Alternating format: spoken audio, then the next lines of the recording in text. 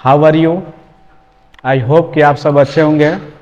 और आज के वीडियो में मैं आपके लिए लेकर आया हूँ पार्लियामेंट ऑफ इंडिया, यानी कि भारत की संसद। और ये भारत का संसद हमारे संविधान के भाग 5 से क्या किया गया है, लिया गया है। ठीक है। और ये किस अनुच्छेद में है, यानी कि आर्टिकल नंबर 79 में इसको रखा गया है। ठीक है। इसमें हमारे संसद के बारे में बताया जाएगा कि हमारे संसद में कैसे है और इसका रूल क्या है, इसमें कौन जा सकता है, ठीक ना, इसका कार्य कैसे होता है। चलिए, और ये एग्जाम के दृष्टि से, यानी कि एनीवन किसी भी कॉम्पिटिटिव एग्जाम के दृष्टि से एक ऐसा टॉपिक है जिसमें हमेशा, यानी कि हर एग्जाम में एक ना एक प्रश्न पूछे जाते हैं। ठीक है। तो ये अनुच्छेद 79 से लिया गया है। और जो ये हमारे भारत की जो संसद है, इसको कहाँ से कैप्चर किया गया है, यानी कि कहाँ से, किस देश से लिया गया है, किसी देश में ये पहले से लागू था, वहाँ से उठा लिया गया। तो ये हमारा संसदीय प्रणाली जो है ब्रिटिश, यानी कि ब्रिटेन से लिया गया है। ठीक है। अब हमारा जो संसद का प्रणाली है वो द्विसदनात्मक है। क्या है जी? द्विसदनात्मक, यानी कि ये द्विसदनात्मक प्रणाली है हमारे यहाँ की। ये हमारा द्विसदनात्मक प्रणाली है, यानी कि जो भारत का संसद है वो हमारे यहाँ द्विसदनात्मक प्रणाली है। ये क्यों है? तो देखिए, इसमें जो भारत का संसद होता है इसके 3 भाग होते हैं। इसके कितने भाग होते हैं? 3। लोकसभा, राज्यसभा और राष्ट्रपति। और इन सब के अलग अलग कार्य होते हैं और अलग अलग इनका चुनाव भी होता है। तो ध्यान दीजिएगा कि ये लोकसभा जो है ये एक अस्थाई सदन है, यानी कि अस्थाई सदन है। राज्यसभा है जो, ये एक अस्थाई सदन है। और ये राष्ट्रपति जो है, ये इनका काम क्या है केवल कि इन दोनों के जो दोनों हैं, इन दोनों के एक संयुक्त संगठन को, यानी कि संयुक्त संगठन को इनका कार्य होता है बुलाना, यानी किसी भी बात पर चर्चा करना, यानी कोई नियम प्रतिपादित किया गया हो तो उस नियम के लिए ये क्या करते हैं, राष्ट्रपति दोनों को बुलाते हैं। ठीक ना। तो ये राष्ट्रपति का काम होता है। इससे पहले राष्ट्रपति का भी वीडियो बनाएंगे, लेकिन पहले ये चलते हैं। ठीक है। चलिए, तो देखा जाए ये लोकसभा को हाउस ऑफ द पीपल भी कहा जाता है। और ये कब ये नाम लागू किया गया? तो ये 1954 ईस्वी में लागू किया गया। ठीक है। और इसको निम्न सदन भी कहा जाता है। कौन सा सदन कहा जाता है? निम्न सदन। ध्यान दीजिएगा। और ये हाउस ऑफ द पीपल, इसका नाम कब रखा गया? 1954 में। ये कई बार पूछ भी दिया गया है कि लोकसभा को हाउस ऑफ द पीपल कब कहा गया? तो 1954 में। और देखिए, ये जो हमारा लोकसभा है इसका गठन 17 अप्रैल 2052 को हुआ, 17 अप्रैल 1952 को हुआ था। ठीक है। और इसी में अगर देखा जाए तो 13 मई 1952 को पहला लोकसभा का जो पहला बैठक हुआ था, यानी कि ये राष्ट्रपति के द्वारा जो बुलाया गया सत्र था, तो ये पहला 13 मई 1952 में बैठा हुआ था। ठीक है। और ये हमारा क्या है? निम्न सदन है और ये उच्च सदन है। अब इसमें थोड़ा सा देख लीजिए क्या कि अस्थाई क्यों होता है। ये अस्थाई इसलिए होता है क्योंकि इसको भंग किया जा सकता है। भंग मतलब कि कभी भी इसको गिरा, यानी कि इसकी सरकार को कभी भी हम गिरा सकते हैं। ठीक है। और ये हमारा होता है राज्यसभा, अस्थाई होता है, इसको हम गिरा नहीं सकते हैं, ये परमानेंट होता है। ठीक है। तो चलिए अब थोड़ा सा हम लोग एक एक करके पढ़ते हैं कि लोकसभा क्या होता है, राज्यसभा क्या होता है और राष्ट्रपति इसमें क्या करते हैं। उसके अलावा राष्ट्रपति का मैं अलग से भी एक पूरा अकेले बनाऊंगा, क्योंकि राष्ट्रपति के भी बहुत सारे अधिकार हैं और कार्य हैं। ठीक है। तो चलिए देखा जाए कि लोकसभा के बारे में सबसे पहले हम लोग चलते हैं। तो देखिए, लोकसभा के जो कार्यकाल होता है, लोकसभा का कार्यकाल वो 5 वर्ष का होता है। कितने साल का होता है? 5 वर्ष का होता है। यानी कि इसमें जो भी अध्यक्ष चुने जाएंगे वो 5 साल तक इसमें सेवा करेंगे। ठीक है। और इसका जो निर्वाचन होता है, ठीक है, यानी कि इनका जो चुनाव होता है, ठीक है, इनका जो चुनाव होता है वो जनता द्वारा किया जाता है। किसके द्वारा? जनता द्वारा। इसलिए यह जनता के प्रतिनिधित्व होते हैं। किसके प्रतिनिधित्व होते हैं? जनता के प्रतिनिधित्व, जनता के प्रतिनिधित्व। ये जनता के प्रतिनिधित्व होते हैं ना, यानी कि जनता के अधीन होते हैं, जनता के द्वारा इनकी चुनाव किया जाता है। ठीक है। अब इसमें क्या है, ध्यान दीजिएगा कि जो ये जो है इनके जो अध्यक्ष और उपाध्यक्ष होते हैं, ठीक ना, इनके जो लोकसभा के जो अध्यक्ष यानी कि इनके जो अध्यक्ष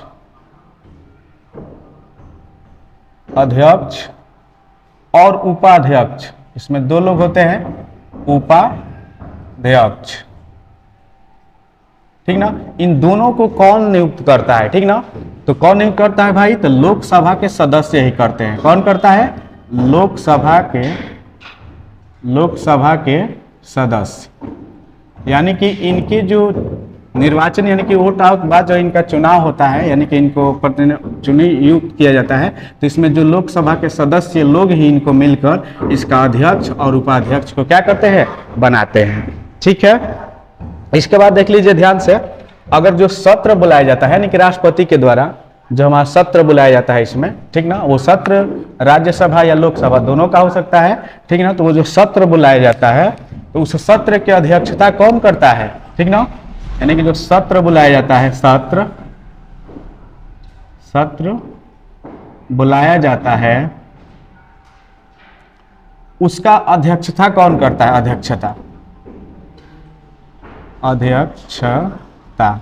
तो देखिए उसकी अध्यक्षता जो होता है लोकसभा का जो अध्यक्ष होता है वही करता है। कौन करता है, लोकसभा का अध्यक्ष, लोकसभा का अध्यक्ष। ध्यान दें, ठीक ना। तो ये हमारा क्या होता है, लोकसभा होता है। देख लीजिए फिर से एक बार समझ लेते हैं। अब इसके बाद कि लोकसभा में कौन व्यक्ति जाकर चुनाव लड़ सकता है, इसके लिए भी तो इसके क्राइटेरिया होगी कि कौन व्यक्ति इस लोकसभा में जा सकता है। तो ध्यान दीजिएगा, लोकसभा के चुनाव में जाने के लिए सबसे पहला कंडीशन हमारा होता है कि जो भी व्यक्ति वो भारत का नागरिक हो। किसका हो, भारत का नागरिक हो। दूसरा कंडीशन ये होता है कि उसकी उम्र यानी कि उसकी एज 25 साल होनी चाहिए, यानी कि 25 साल से ऊपर हो, 25 साल से नीचे नहीं हो, ठीक ना, होनी चाहिए। ध्यान दीजिएगा, ठीक है। तो ये हमारा लोकसभा के लिए ये होता है, ठीक ना। और इसको चलाते हैं पूरा मंत्रिपरिषद, नीचे बताऊंगा। पहले थोड़ा सा इसके सीटों के बारे में जान ले जाए कि हमारे भारतीय लोकसभा में कितनी सीटें आवंटित है, कितना क्या होता है, ठीक है। तो चलिए, इसमें दो तरीके से है। एक होता है हमारा कि वर्तमान में कितना है, वर्तमान, और एक होता है कि मैक्सिमम जो माना गया है, ठीक ना, मैक्सिमम सीटें, यानी कि मैक्सिमम सीटें कितनी है इसमें लोकसभा में, ठीक है। तो चलिए ध्यान से देखते हैं। जो मैक्सिमम सीटें हैं हमारे यहाँ वो है 552, लेकिन अभी जो हमारे लोकसभा में जो चुनाव होते हैं उसमें जो सीटें आवंटित होती है जिसपे हमारा सरकार चलता है तो वो है टोटली 545। कितने हैं, 545, ठीक है। अब ध्यान दीजिएगा, ये 52 सीटें यानी कि हमारा होता है संविधान में, ठीक ना, लेकिन इसमें से जो वर्तमान में जो चुनाव होते हैं तो इसमें 545 सीटों पर चुनाव हो रहे हैं, यानी कितने का डिफरेंट है इसका, 7 का, यानी कि अभी 7 इसमें सीटें बढ़ाए जा सकते हैं इसमें, ठीक ना। लेकिन ये 7 सीटें कब बढ़ाए जाएंगे, तो इसको अभी 2026 यानी कि 2026 तक इसमें हम कुछ नहीं कर सकते हैं। 2026 के बाद, ठीक ना, 2026 के बाद अगर कोई नया कानून बनेगा, ठीक ना, तब जाके 7 सीटें इसमें शामिल होंगे, और नहीं तो अभी जैसे चल रहा है वैसे ही चलेगा, ठीक है। और थोड़ा सा देख लिया जाए कि इसमें से कहाँ से क्या क्या आता है, ठीक ना, कैसे इसका चुनाव होता है, ठीक है। तो देखिए ये 545 है, इसका चुनाव 2 तरीके से होगा, ठीक है। इसमें से 2 जो सीट होता है, ठीक ना, 2 जो सीट होता है ये राष्ट्रपति चुनते हैं। कौन चुनता है, राष्ट्रपति, ऐसे ही मनोनीत कर देते हैं। इसको मनोनीत कहा जाता है, राष्ट्रपति द्वारा मनोनीत किया जाता है, मनोनीत, यानी कि बिना चुनाव के, ठीक ना। और ये 2 लोग कौन से होते हैं, तो देखिए ये एंग्लो इंडियन होते हैं। कौन से होते हैं जी, ये राष्ट्रपति के द्वारा ये इनको मनोनीत किया जाता है, और ये एंग्लो इंडियन होते हैं, एंग्लो इंडियन। अब एंग्लो इंडियन क्या होता है, तो ये समझ लीजिए, यानी कि भारतीय समुदाय के जो लोग हैं और विदेश में रहते हैं, ठीक ना, यानी कि विदेश में रहने वाले भारतीय समुदाय के लोग वो कहलाते हैं हमारे एंग्लो इंडियन, ठीक ना। अब देख लिए 545 में से 2 अगर हम निकाल दिए तो कितना बचा हमारा 543। 543 जो सीटें हैं इसको चुना जाता है। क्या किया जाता है? जिसका चुनाव किया जाता है। ठीक है। अब इसमें से भी 2 भाग में बढ़ जाते हैं, क्योंकि हमारे यहाँ जानते ही हैं कितने 2 रुपए में स्टेट को क्या कर दिया गया है? बांट दिया गया है। कितने रुपए में बांट दिया गया है? 2 रुपए में। ठीक ना। तो इसमें से देख लीजिएगा 524 सीटें हैं। इसके पहले ये 29 था। ठीक ना। लेकिन जब से ये केंद्र शासित प्रदेश बना जम्मू कश्मीर, ये 2020 में, तब से थोड़ा सा अपडेट हुआ है।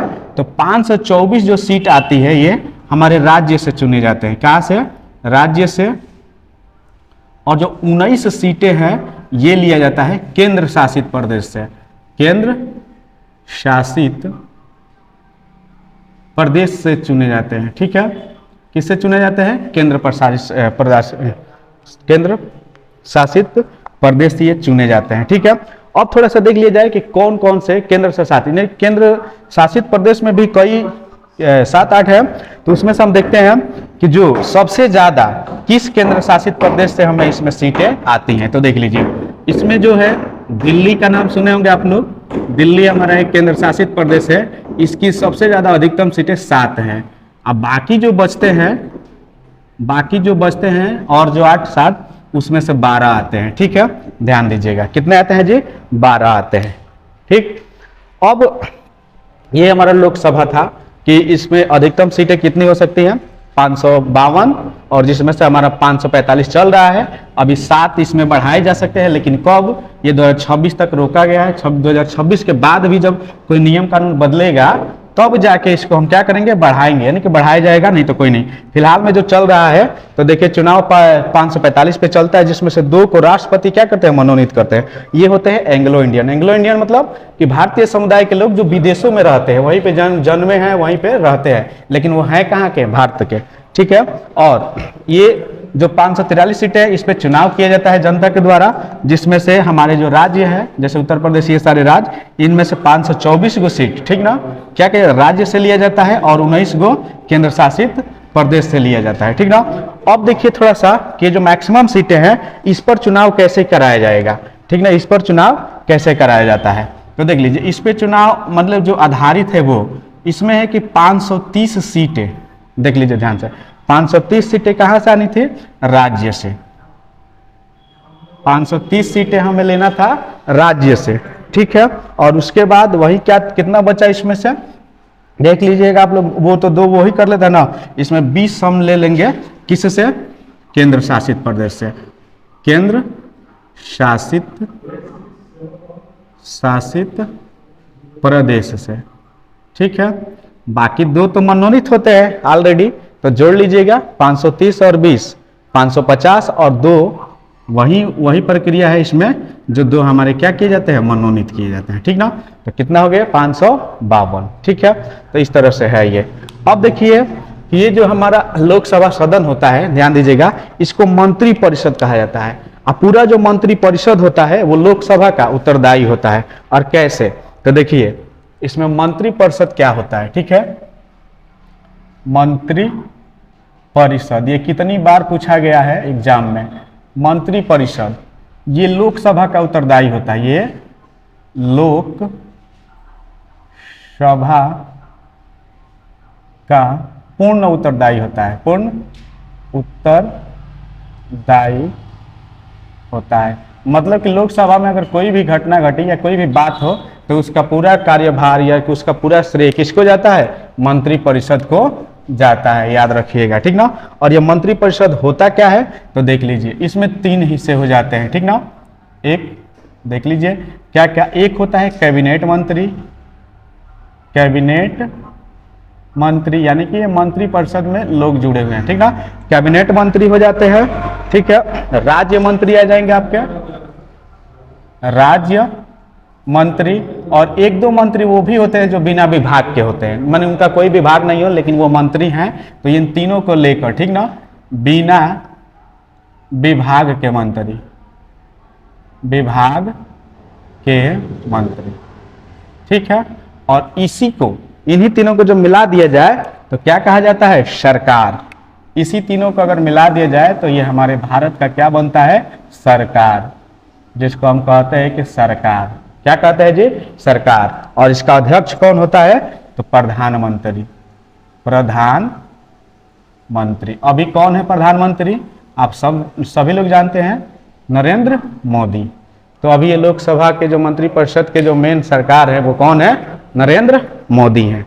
ठीक है, अब ध्यान से सुनिएगा कि जो इस संसद का कार्य होता है, ठीक ना जी, इस संसद का जो कार्य होता है, इस कार्य को करने के लिए कितने लोगों की आवश्यकता पड़ती है, यानी कि जो भी इसमें सीटें हैं राज्यसभा से इनसे लेकर, ठीक ना, उसमें तो देखिए बहुत बड़ी पॉइंट है कि जो संसद के कार्य के लिए जो हमारे पास कितने सदस्य होने चाहिए, ठीक ना।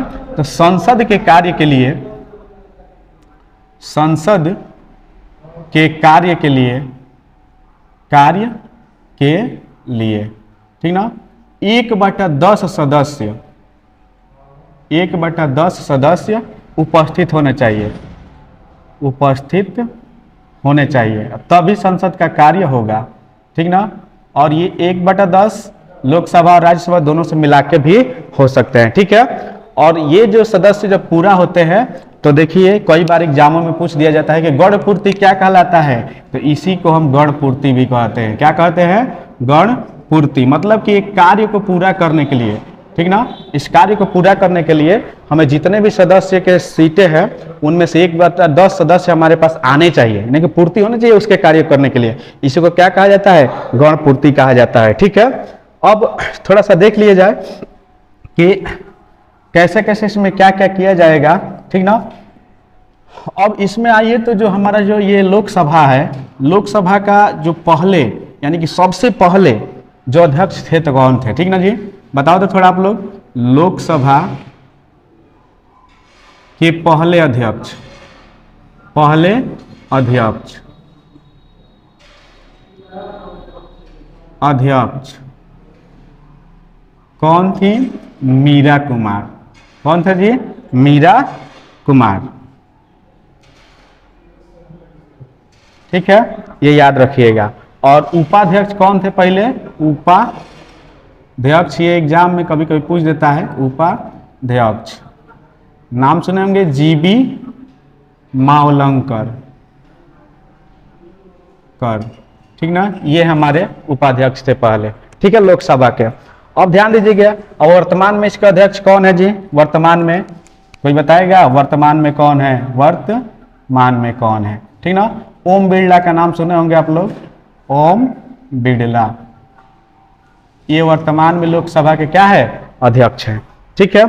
अब देख लीजिए, हम कहा जाएगा कि इसके आगे लिखा है अस्थाई। अस्थाई मैंने कहा कि इसको कभी भी हम क्या कर सकते हैं, भंग कर सकते हैं। आराम से सोचते चलेंगे। अगर हमारा वीडियो आपको अच्छा लगेगा तो लाइक कीजिएगा और ज़्यादा से ज़्यादा बच्चों में शेयर कीजिएगा, ठीक है।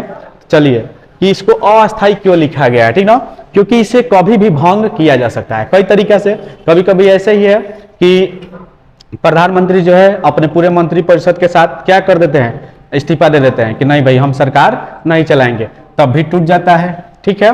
या दूसरा तरीका कि जब ये अच्छे से काम नहीं कर रहे हैं तो राष्ट्रपति को लगता है कि हाँ जो हमारा ये मंत्रिपरिषद है वो ठीक से काम नहीं कर रहा है, ठीक से काम नहीं कर रहा है, ठीक है, तब भी ये क्या कर सकते हैं, इसको भंग कर सकते हैं। उसके अलावा जो कांग्रेस माने उल्टा विपक्षी जो पार्टी होते हैं, आप जानते ही हैं कि जब दो आदमी लड़ेला तो एगो विपक्ष एगो सपक्ष रहेला, तो विपक्षी जो लोग होते हैं वो भी इसमें, जिसको कहा जाता है अविश्वास पात्र, ये अविश्वास पात्र यानी कि उसमें विश्वास पात्र हासिल करना होता है।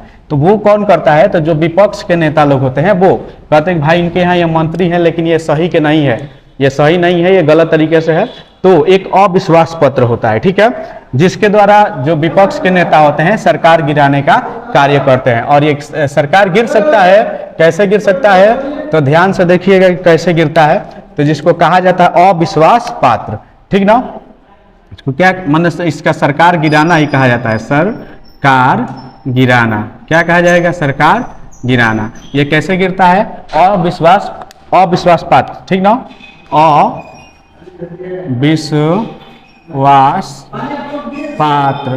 अविश्वास पात्र से, ठीक ना। तो ध्यान दीजिएगा ये अविश्वास पात्र क्या होता है, तो अविश्वास पात्र ये होता है कि सदन का कोई विपक्ष का एक आदमी, ठीक ना, एक आदमी, सदन का कोई एक आदमी, सदन का एक आदमी, ठीक है, ध्यान दीजिएगा, सदन का एक आदमी रिटेन में, ठीक ना, रिटेन में लिखेगा और इनके साथ 50 और सदस्य होंगे जो इनके साथ जाएंगे, तब जाके ये क्या होता है, अविश्वास पात्र माना जाता है। ठीक है, अब ध्यान दीजिएगा कि अविश्वास पात्र जो होता है एक पूरे चुनाव में एक ही बार दिया जाता है। कितने बार? एक बार। ये जो हमारा सरकार गिराने का काम है अविश्वास पत्र, वो केवल एक बार किया जाता है। अविश्वास ये जो होता है अविश्वास पत्र, ये एक बार ही किया जाता है, एक बार, बस पूरे सदन में एक बार किया जाएगा। और ये कैसे किया जाता है, तो कोई एक आदमी जो विपक्ष का है वो रिटेन में लिखकर लोकसभा में देगा और इनके साथ 50 लोग इनके साथ खड़े होंगे, यानी कि साइन करेंगे। ठीक है, अगर 50 लोग नहीं होते हैं तो अकेले ये काम नहीं होता है। अब विश्वास पत्र हासिल क्या करना होता है कि मान लीजिए कि इनको सीट मिला है ना, इनको कितने सीट मिले हैं, 524 है, मैंने जिसमें से मान लीजिए 200, 250, 300 से जीत गई है, तो उसमें इनको कहने का होता है कि ये गलती से लिए हैं, तो ये अपने सदनों से फिर क्या कराएंगे, वोटिंग कराया जाता है। क्या करें, अंदर अंदर ही, ठीक ना। अगर इनके साथ सारे के सारे लोग आ जाते हैं तो इनका विश्वास पत्र हासिल हो सकता है, और नहीं तो इनका सरकार क्या हो जाएगा, खारिज हो जाएगा। अगर ये हासिल कर लेते हैं तो इनका ये अविश्वास पत्र खारिज हो जाता है और इनका ही सरकार रह जाता है। ठीक ना। अब ध्यान दीजिएगा कि आज तक, ध्यान दीजिएगा कि ये क्या कहते हैं, और ये भी याद रखिएगा, इसमें सबसे नोटेड पॉइंट है कि जो अविश्वास पत्र है केवल लोकसभा में ही रखा जाता है। ये अविश्वास पात्र जो होता है पत्र, ये केवल लोकसभा में ही रखा जाता है। कहाँ रखा जाता है, केवल लोकसभा में, लोकसभा में ही रखा जाता है। ठीक है, कहीं दूसरा जगह राज्यसभा में नहीं होता है।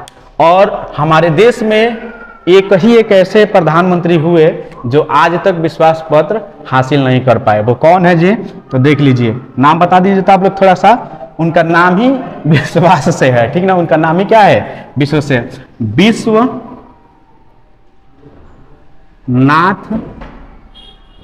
प्रताप सिंह। इन्होंने अविश्वास पत्र हासिल नहीं कर पाए थे, तो इनकी सरकार क्या गिर गई थी, इनकी सरकार गिर गई थी। ठीक है, तो देख लीजिए ये सारे क्या है, ये लोकसभा के चर्चे हैं। ठीक है, अब हम लोग चलते हैं कि लोकसभा और राज्यसभा के जो सत्र बुलाया जाता है, क्या बुलाया जाता है, सत्र। तो इसके 3 पार्ट होते हैं। कितने पार्ट होते हैं जी, 3 पार्ट होते हैं। अब कौन कौन से होते हैं, तो चलिए थोड़ा सा हम अलग देख लें कि इसके 3 पात्र कौन कौन से होते हैं। ठीक ना, तो देखिए इसमें 12 बजे से, यानी कि हमारा 9 से, और ये मान लेते हैं 3 समझने के लिए, ठीक ना, कि 9 से 12 का जो बीच का कार्यकाल होता है जिसको हम कहते हैं प्रश्न काल, या ऐसे समझ लें कि 12 बजे से पहले जो भी हमारा सत्र बुलाया जाता है उसमें जो भी चर्चे किए जाते हैं उसको कहा जाता है प्रश्न काल। इसमें सारे प्रश्न किए जाते हैं। ठीक है, और 12 से जो 3 के बीच में एक गैपिंग दिया जाता है। क्या दिया जाता है, गैप, ठीक ना, क्या दिया जाता है, गैप, 1 घंटे का, कितने का, लगभग 1 आवर का। ठीक है, और एक वहीं एक, यानी कि 1 बजे से फिर 3 का चलेगा जो, तो ये जो हमारा कहलाता है कार्यसूची। क्या कहलाता है, कार्य सूची। और जो इनके बीच का गैप है इसको बहुत बढ़िया नाम दिया गया है, जिसको कहते हैं हम शून्य काल। कौन काल, शून्य काल। अब ये एग्जाम में कई बार पूछ दिया है कि शून्य काल क्या है, तो आसानी से हम बता सकते हैं कि प्रश्न काल और कार्य सूची काल के बीच के जो गैपिंग होता है उसे शून्य काल कहा जाता है। अब ये कब से शुरू होता है, तो 12 बजे से। कब से शुरू होता है, तो 12 बजे से। ठीक है, याद रहेगा, कब से शुरू होता है, तो 12 बजे से शुरू होता है। ठीक है, अब इसी प्रकार से चलते हैं हम लोग, आपको चलेंगे पढ़ाने राज्यसभा। ठीक है, राज्यसभा पढ़ाएंगे। थोड़ा सा ये देख लीजिएगा कि लोकसभा भी आर्टिकल नंबर कितने में आता है, तो ये आपका आर्टिकल नंबर 81 होता है। क्या होता है जी, 81, यानी कि 81, अनुच्छेद 81 से होता है। और ये जो हमारा राज्यसभा है ये 80 होता है। क्या होता है जी, 80 होता है। ध्यान दीजिएगा, मतलब ऐसे 79, 80, 81, ऐसे याद कर लेंगे, ठीक ना। राज्यसभा 80 और लोकसभा क्या हो जाएगा 81। यह अस्थाई क्यों है? क्योंकि इसे कभी भी भंग किया जा सकता है। अब कैसे कैसे भंग किया जाएगा तो बताया ही कि अगर प्रधानमंत्री खुद इस्तीफा दे दे अपने मंत्रियों के साथ तब, ठीक है, या राष्ट्रपति को लगे कि ये मंत्रिपरिषद अच्छा से नहीं चल रहा है, ठीक ना, तब वो कर सकते हैं भंग। या जो विपक्ष के लोग हैं अविश्वास पत्र के अनुसार इनके ऊपर क्या कर सकते हैं, क्लेम करके इनको गिरा सकते हैं अगर ये हासिल नहीं कर पाएंगे तो बताया ही कि भारत के कैसे प्रधानमंत्री थे विश्वनाथ प्रताप सिंह, जिन्होंने विश्वास हासिल नहीं किया था तो इनका सरकार क्या हो गई थी, गिर गई थी। और इसी में ये जो समय आता है इनके जो बैठक के सत्र में ये होता है, ठीक ना, यानी कि 12 बजे से पहले के जो काल होता है उसको प्रश्न काल कहा जाता है, और 12 बजे से 1 घंटे का गैप जो मिलता है इसको शून्य काल कहा जाता है। यह 12 बजे से शुरू होता है और इसके बाद का जो समय चलता है उसको कार्यसूची काल कहा जाता है, ठीक है। अब चलिए देखते हैं हम लोग थोड़ा राज्यसभा, ठीक ना जी, कि राज्यसभा क्या है। तो ध्यान दीजिएगा, इसको हम क्या बोलते हैं, उच्च सदन बोलते हैं। क्या बोलते हैं जी, उच्च सदन बोलते हैं। ध्यान दीजिएगा, इसको क्या बोलते हैं, राज्यसभा को क्या बोलते हैं, उच्च सदन कहते हैं, ठीक ना। ये आर्टिकल नंबर 80 में है, हमारे संविधान के आर्टिकल नंबर 80 में है, ठीक है। अब चलिए इसका देखा जाए कि चुनाव कैसे होता है, ठीक ना। तो इसका जो चुनाव होता है, चुनाव एकल क्रमणीय होता है, ठीक ना, एकल संक्रमणीय, ठीक ना। एकल संक्रमणीय का मतलब होता है कि इसमें कोई आदमी एक अकेले भी खड़ा होकर निर्विरोध जीत सकता है, और नहीं जब 2-4 गो हो जाएंगे तब भी चुनाव होता है कि किसी एक ही को हमें क्या करना है, चुनना है। इसीलिए क्या कहा गया है, इसे एकल संक्रमणीय, ठीक ना। अब इसके जो नियुक्ति होता है अध्यक्ष का, इसमें जो अध्यक्ष होते हैं, अध्यक्ष इनकी नियुक्ति कौन करता है, ठीक ना। तो ध्यान दीजिएगा, राज्य विधानसभा के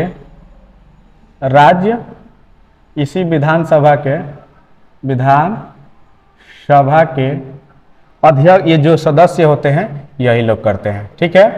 कौन करता है, सदस्य लोग ही करते हैं, ठीक है।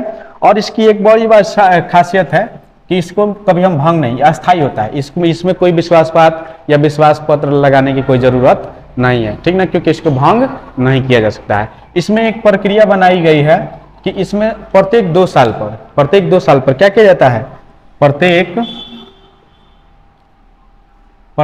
2 साल पे 1/3 अर्थात 33% इसमें से जो सदस्य होते हैं उनको रिटायर कर दिया जाता है। क्या कर दिया जाता है, रिटायर कर दिया जाता है, माने सेवानिवृत्त कर दिया जाता है, सेवा, और इनके जगह पे नए ले लिए जाते हैं। इनके जगह पे क्या कर लिए जाते हैं, नए ले लिए जाते हैं। ये बनाया गया है, ठीक ना, और ये कभी भी भंग नहीं होता है, इसीलिए इसको क्या कहा गया है, अस्थाई सदन कहा गया है। क्या कहा गया है, अस्थाई सदन। अगर आपको ये समझ में आ रहा है तो आप वीडियो को लाइक जरूर कीजिए और साथ में कमेंट कीजिए, ठीक है। अब चला जाए, थोड़ा सा देख लिया जाए इसका कि इसमें जो हमारे जैसे इसका चल रहा था कार्यकाल, इसका कार्यकाल कितना होता है, कार्यकाल। तो ध्यान दीजिएगा, इसका जो कार्यकाल होता है इससे 1 वर्ष अधिक होता है। कितने वर्ष का होता है, 6 वर्ष का, ठीक ना। कितना होता है, 6 वर्ष का होता है, ध्यान दीजिएगा, ठीक ना। और इसमें जो ये होते हैं कि इसमें उम्र हम कितना लेंगे, 25 साल है इसमें, तो इसमें इससे 5 साल अधिक होता है, ठीक ना। इसमें भी अगर इसमें जो चुनाव लड़ने के लिए जाना चाहता है उसका वो क्या होना चाहिए, भारत का नागरिक होना चाहिए, भारत का नागरिक,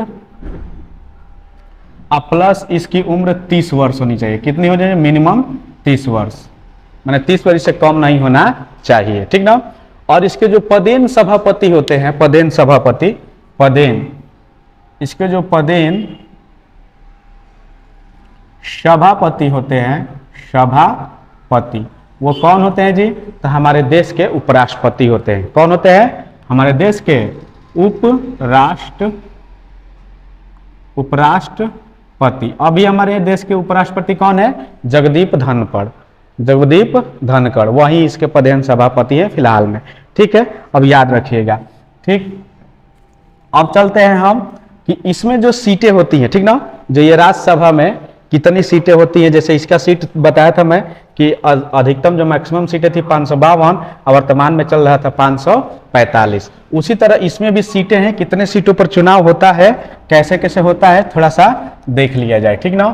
ये हमारा इधर था लोकसभा का, ठीक है।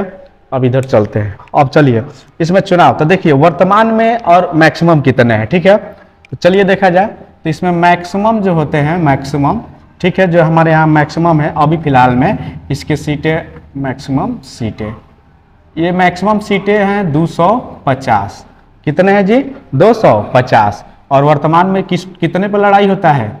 वर्तमान में जो सीटें मानी गई हैं वो 245 है। मानी क्या गई है? इसी पे लड़ाई हो रहा है। क्या हो रहा है? इसी पे लड़ाई हो रहा है, ठीक है। अब ध्यान देना हमें क्या कि जो इसमें जो सीटें हैं ये हमारी, इसमें से कितने कितने को कैसे कैसे चुना जाता है, ठीक ना, ध्यान दीजिएगा। तो जो ये 250 है, अगर 250 के हिसाब से लिया जाए तो इसमें 12 गो सीट, ठीक ना, 12 सीट राष्ट्रपति के द्वारा चुना जाता है, राष्ट्रपति के द्वारा, ठीक है। और इसमें से 12 घटा दीजिए तो 238 सीट राज्य के जो सदस्य होते हैं वो आते हैं। कौन आते हैं जी? राज्य के सदस्य। अब जो वर्तमान में हमारा चल रहा है कि उसमें कैसे है तो थोड़ा सा ध्यान दीजिएगा, ठीक ना। वर्तमान में देख लीजिए तो सेम ये वाली चीज तो एक ही रहेगी कि जो 12 गो है वो हमारे क्या है? राष्ट्रपति द्वारा लिए गए हैं, राष्ट्रपति द्वारा चुने गए हैं। अच्छा, ये 12 लोग कौन होते हैं? कोई बताएगा कि ये 12 लोग कौन होते हैं? तो देखिए ये जो 12 लोग होते हैं ये हमारे देश के, ठीक ना, कोई संगीतज्ञ होता है, कोई साहित्यकार होता है, कोई कुछ, मतलब कि ऐसे ही फेमस लोग जो हमारे देश के लिए कुछ ना कुछ किए हों, ठीक ना, वही लोग होते हैं, इनको किया जाता है। अब इसमें से घटा दीजिए 12 तो कितना बच रहा है? देखिए तो कितना बच रहा है जी? 233। 233। ये 233 सीट है, इसका निर्वाचन किया जाता है। क्या किया जाता है? निर्वाचन किया जाता है, ठीक है। अब 233 में भी ये बट जाएगा, 233 में भी क्या हो जाता है? बट जाता है। क्या हो गया है? अब बट ही गया है, ठीक ना। कैसे कैसे बटा है तो देख लीजिए। इसमें से 225, ठीक ना, मैं अपडेटेड बता रहा हूं, जब से ये केंद्र शासित प्रदेश बना है तब से, इसके पहले अलग था, ठीक ना। 225 सीटें जो हमारी थी वो कहां से आती है? राज्य से। कहां से आती है जी? राज्य से, ठीक है। और इसमें जो 8 आएगा आपका, क्या 8? वो केंद्र शासित प्रदेश से, केंद्र शासित प्रदेश से लिया जाता है,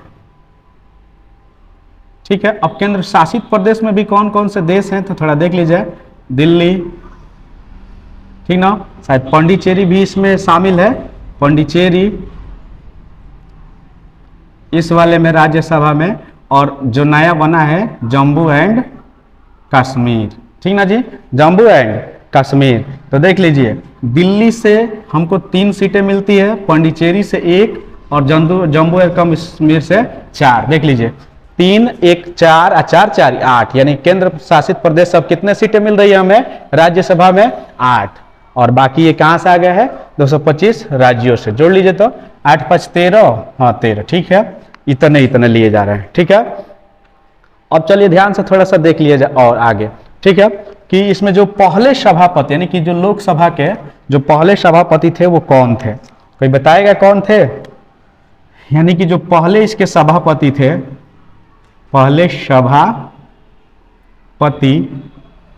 वो थे सर्वपल्ली का नाम सुने होंगे, सर्वपल्ली राधा कृष्ण, सर्वपल्ली राधा कृष्ण, ठीक है। और उप सभापति कौन थे इनके? उप सभापति, उप सभापति कौन थे जी? बताइए तो थोड़ा आप लोग। तो वो एस भी कृष्ण मूर्ति, एस भी कृष्ण मूर्ति राज, ये हमारे उस समय के पहले जो थे ये करते थे, ठीक ना जी। अब ये जो राज्यसभा है तो ये क्या करता है? तो ये राज्यों का प्रतिनिधित्व करता है। जैसे ये जनता द्वारा चुना गया था तो ये जनता के प्रतिनिधित्व करता था, और ये राज्य है इसमें लोकसभा के सदस्यों द्वारा इनका चुनाव किया जाता है, ठीक ना। ये इसलिए ध्यान दीजिएगा, ठीक है। इसमें देख लीजिएगा कि ये जो हमारा चुनाव होता है और प्रत्यक्ष के रूप में होता है, ठीक है। तो चलिए ये हमारा हो गया। अब चलते हैं हम लोग कि इसमें जो सीटें, ये हमारा सीट समझ में आ गया अभी वर्तमान में कैसे चल रहा है, कहाँ से कितनी सीटें ले गई। एग्जाम में यही पूछ देता है कि वर्तमान में कितनी सीटें, 245, कितना राष्ट्रपति द्वारा मनोनीत किया था 12, अभी राज्य से कितने आएंगे तो 233, इसमें से राज्य से कितने आएंगे तो 225, आप केंद्र शासित प्रदेश से आएंगे तो कितने 8। और ये भी पूछ देगा कि ये बताओ कि राज्यसभा में सबसे ज्यादा किस केंद्र शासित प्रदेश से सीटें आ रही हैं। देखिए क्वेश्चन आजकल डीपली पूछ रहा है, क्या पूछ रहा है, डीपली। तो सबसे ज्यादा इसमें कहां से आ रहा है 4, और ये लोकसभा में देख लीजिए केंद्र शासित प्रदेश में तो सबसे ज्यादा दिल्ली से आ रहा था, और इसमें राज्यसभा में सबसे ज्यादा कहां से आ रहा है, जम्मू एंड कश्मीर से।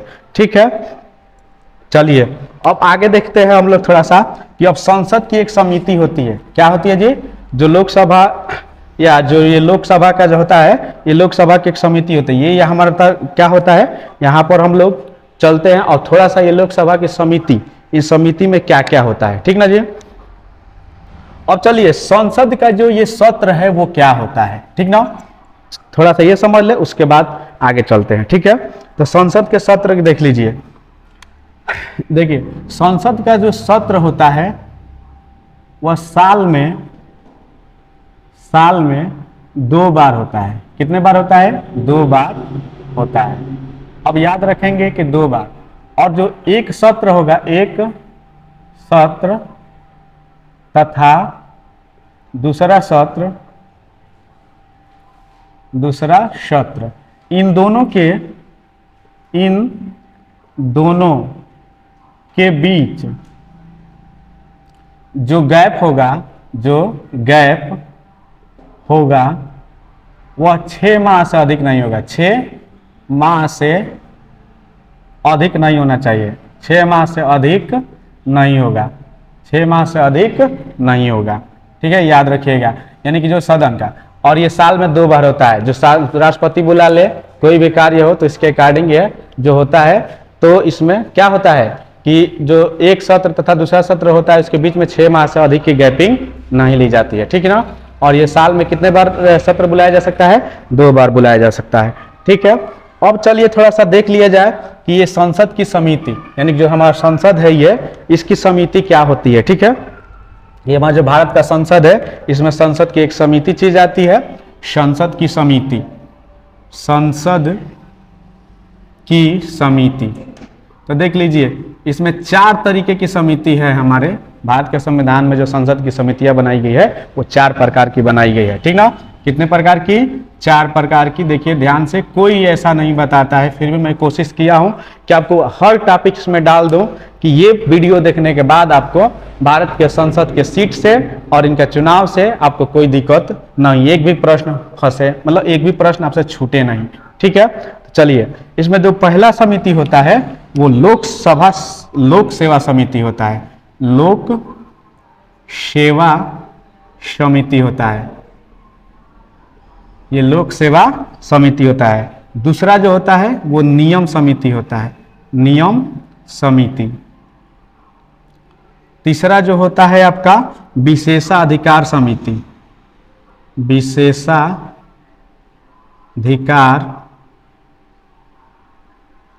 समिति। ठीक है, और चौथा होता है तदर्थ समिति। कौन सा समिति, तदर्थ समिति। तो अब देख लीजिए तदर्थ समिति, इनमें से हमको 2 समितियों को जानना है, ठीक ना, क्योंकि ये और ये दोनों मेन होते हैं। ठीक है, तदर्थ समिति कब गठन किया जाता है, जब हमारे राज्यसभा या लोकसभा में कोई विशेष प्रकार का कार्य हो। ठीक ना, क्या हो, विशेष प्रकार का कार्य हो, तो उस कार्य को करने के लिए हम तदर्थ समिति का क्या करते हैं, गठन करते हैं, और कार्य करने के बाद ये तदर्थ समिति क्या कर दी जाती है, फिर से क्लोज कर दी जाती है। यानी कि तदर्थ समिति क्या करती है, विशेष कार्य के लिए, विशेष कार्य के लिए ये गठन किया जाता है, और कार्य समाप्त के बाद इसे क्लोज भी कर दिया जाता है। कार्य समाप्त के बाद इसे क्लोज कर दिया जाता है, इसे क्या कर दिया जाता है, क्लोज कर दिया जाता है। ठीक है, अब हम चलेंगे अगला कि आखिर लोकसभा क्या है न जी, लोकसभा हमारा क्या है। तो देख लीजिए लोकसभा जो समिति होता है इसमें टोटल जो अध्यक्ष होते हैं, सदस्य होते हैं, वो 22 होते हैं। इस समिति में हमारे जो लिए जाते हैं वो 22 लिए जाते हैं, यानी कि 22 सदस्यों से मिलकर ये क्या होता है, बना होता है। ठीक है, 22 में से देख लीजिए 15 और 7 कर देंगे। क्या कर देंगे जी, 15 और 7, यानी कि 15 को लोकसभा के सदस्य रहेंगे और 7 राज्यसभा के रहेंगे, राज्यसभा के, तब मिलके बनता है हमारा लोक सेवा समिति। इसमें 22 सदस्य होते हैं टोटली। कितने होते हैं जी, ये एग्जाम में पूछ सकता है, पूछा भी है कई बार कि लोक सेवा समिति में कितने अध्यक्ष होते हैं, तो 22 और उसमें से 15 लोकसभा के और 7 राज्यसभा के होते हैं। ठीक ना। अब इसका जो अध्यक्ष होता है, ठीक ना जी, इस लोक सेवा समिति का जो अध्यक्ष, इसका भी तो अध्यक्ष होगा ना, तो इसका जो अध्यक्ष होता है, देखिए यहीं पे पढ़ने को मिलेगा हमको, इसका जो अध्यक्ष होता है वो विपक्ष का नेता होता है। विपक्ष में जो नेता जीता हो, विपक्ष का नेता, माने कि अगर अभी समझना है तो जैसे मान लो मोदी जी बड़न बीजेपी के, ओकरा बाद विपक्ष के नेता हो जाए कांग्रेस, तो कांग्रेस का जो विपक्ष के नेता है, तो फिलहाल में वर्तमान में जो इसके नेता है वो मल्लिकार्जुन करके नाम है उनका, शायद मल्लिकार्जुन खड़गे ऐसे ही नाम है उनका, वो है विपक्ष का। वो किसके नेता है जी, तो क्या है, वो कांग्रेस के है, क्योंकि जानते हैं बीजेपी और कांग्रेस हमारे भारत में धड़ाधड़ लड़ती रहती है। ठीक है, अब ध्यान दीजिएगा कि इसका कार्य क्या होता है, यानी कि ये लोक सेवा समिति है, तो ये किस लिए इसका गठन किया गया, इसका कार्य क्या है। ठीक ना जी, तो देख लीजिए इसका कार्य क्या होता है। सबसे पहले समझेंगे हम कि इसका कार्य मैंने क्यों किया गया। जैसे तदर्थ समिति को समझ लिए, तो इसका कार्य क्या होता है कि जितना मंत्रिमंडल है, मंत्रिमंडल कहिए या मंत्री परिषद कहिए, इनके में जितना भी खर्च होता है, व्यय, क्या होता है जी, व्यय, उसका आता था कैग, माने कि नियंत्रण महालेखा परीक्षण। आप लोग जानते हैं ना कैग किसे कहते हैं, नियंत्रक महापरीक्षण, यानी कि व्यय और इसका रिपोर्ट जानने के लिए, रिपोर्ट को चेक करने के लिए, जानने के लिए क्या किया गया है, इसको लोक सेवा समिति को बनाया गया है। ठीक है दोस्तों, तो देख लीजिए ये आज था पार्लियामेंट ऑफ इंडिया, भारत के संसद। अगर हमारा वीडियो आपको अच्छा लगा होगा तो लाइक कीजिएगा, ज़्यादा से ज़्यादा बच्चों में शेयर कीजिएगा। ठीक है, और अधिक से अधिक शेयर कीजिएगा ताकि सबके पास चला जाए, क्योंकि मैं एक ही वीडियो में इतना कोशिश किया हूँ मैं आप लोग को बहुत अच्छा से बताऊं, क्योंकि ये वीडियो देखने से आपके पेपर में 2-4 प्रश्न तो पक्का फंस जाएंगे और ये कभी कंफ्यूजन नहीं रहेगी। ठीक है, तो धन्यवाद दोस्तों।